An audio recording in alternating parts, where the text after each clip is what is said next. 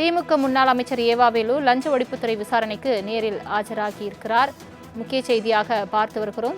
திமுக முன்னாள் அமைச்சர் ஏவாவேலு லஞ்ச ஒழிப்புத்துறை விசாரணைக்கு நேரில் ஆஜராகியுள்ளார். கரூரில் போடப்படாத சாலைக்கு நிதி ஒதுக்கீடு செய்யப்பட்ட புகாரில் விசாரணை நடக்க இருக்கிறது. முக்கிய செய்தியாக பார்த்து வருகிறோம். விசாரணைக்காக தற்பொழுது ஏவாவேலு விசாரணைக்கு ஆஜராகியுள்ளார். முக்கிய செய்தியாக பார்த்து வருகிறோம். ஏவாவேலுக்கு சொந்தமான இடங்களில் லஞ்ச ஒழிப்புத்துறை அதிகாரிகள் அண்மையில் சோதனை நடத்தினர். அதன் அடிப்படையில் தற்பொழுது விசாரணைக்கு ஏவாவேலு ஆஜராகியுள்ளார். முக்கிய செய்தியாக பார்த்து வருகிறோம். முன்னாள் அமைச்சர் ஏவாவேலு விசாரணைக்கு ஆஜராகியுள்ளார். திமுக முன்னாள் அமைச்சர் ஏவாவேலு லஞ்ச ஒழிப்புத்துறை விசாரணைக்கு நேரில் ஆஜராகியுள்ளார். இத்தொடர்பான மேலும் விவரங்களை தருவதற்காக செய்தியாளர் ராகவேந்தர் இணைப்பில் இருக்கிறார். ராகவேந்தர் வணக்கம். ஏவாவேலு தற்பொழுது லஞ்ச ஒழிப்புத்துறை விசாரணைக்கு நேரில் ஆஜராகி இருக்கிறார். முழு விவரங்கள் என்ன? வணக்கம். முன்னாள் அமைச்சர்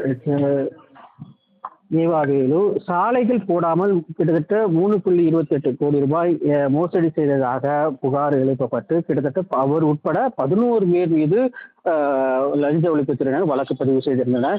இந்த வழக்கு பதிவு செய்ததை அடுத்து கடந்த மாதம் அவரது சென்னையில் உள்ள அவரது வீடு, திருவண்ணாமலையில் இருக்கக்கூடிய அவரது கல்லூரி உள்ளிட்ட பல்வேறு இடங்களில் கிட்டத்தட்ட 20க்கும் மேற்பட்ட இடங்களில் இந்த சோதனையானது லஞ்ச ஒழிப்புத்துறையினால் நடத்தப்பட்டது.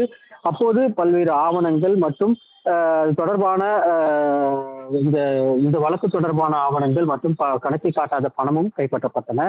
இதனை அடுத்து கடந்த மாதம் லஞ்ச ஒழிப்புத்துறை அலுவலகத்தில் நேரில் ஆஜராக வேண்டும் என்று லஞ்ச ஒழிப்புத்துறை தரப்பில் தெரிவிக்கப்பட்டது. ஆனால் சம்மன் அனுப்பப்பட்டது. ஆனால் அவர் ஆஜராகாமல் அவர் சிங்கப்பூரில் தனது உடல்நிலை சரியில்லாதால் செக்கப்புக்கு செய்வதற்காக சிங்கப்பூர் சென்றிருந்தார் என அவரது வழக்கறிஞர் சார்பாக ஒரு கடிதமானது கொடுக்கப்பட்டது. இந்த நிலையில் நீதிமன்றத்தில் லுக் அவுட் நோட்டீஸும் இதனை அடுத்து லுக் அவுட் நோட்டீஸ் சென்னை லஞ்ச ஒழிப்புத்துறை காவல்துறையினால் அனைத்து விமான நிலையங்களும் வழங்கப்பட்டது.